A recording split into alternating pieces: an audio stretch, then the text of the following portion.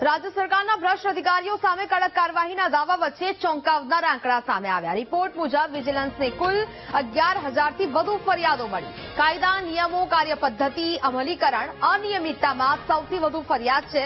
સરકારી અધિકારીઓ સામે થયેલી ફરિયાદોને લઈને કોંગ્રેસે સવાલ ઉઠાવ્યા।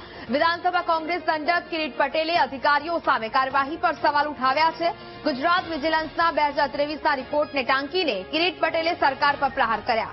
કિરીટ પટેલે કહ્યું કે સરકારી કર્મચારીઓ અરજદારો પાસેથી અનપેક્ષિત માંગણીઓ કરે છે।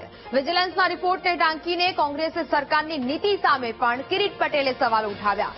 વિજિલન્સના રિપોર્ટને આધારે સરકાર યોગ્ય પગલાં ન લેતી હોવાનો પણ આરોપ કરાયો છે। સરકારે થોડા સમય પહેલા અધિકારીઓ સામે ફરજિયાત નિવૃત્તિના પગલાં ભર્યા। સરકારની કાર્યવાહી સામે વિજિલન્સને મળેલી ફરિયાદોનો આંકડો ખૂબ મોટો છે।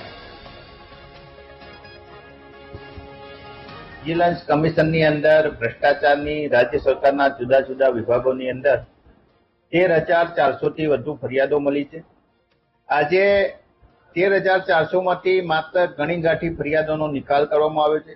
એની અંદર ગૃહ વિભાગ હોય, જાહેર આરોગ્ય વિભાગ હોય, પંચાયત વિભાગ હોય, અપ્રમાણસરની મિલકતથી માંડી અને કાયદાનું રાજ્ય સરકારના નીતિ નિયમોનું યોગ્ય પાલન ના થવાના ઘણી બધી ફરિયાદો મળી છે। પરંતુ જે રીતે મને લાગે છે કે વિજિલન્સ કમિશનને માત્ર દાંત વગરના વાઘ જેવું છે।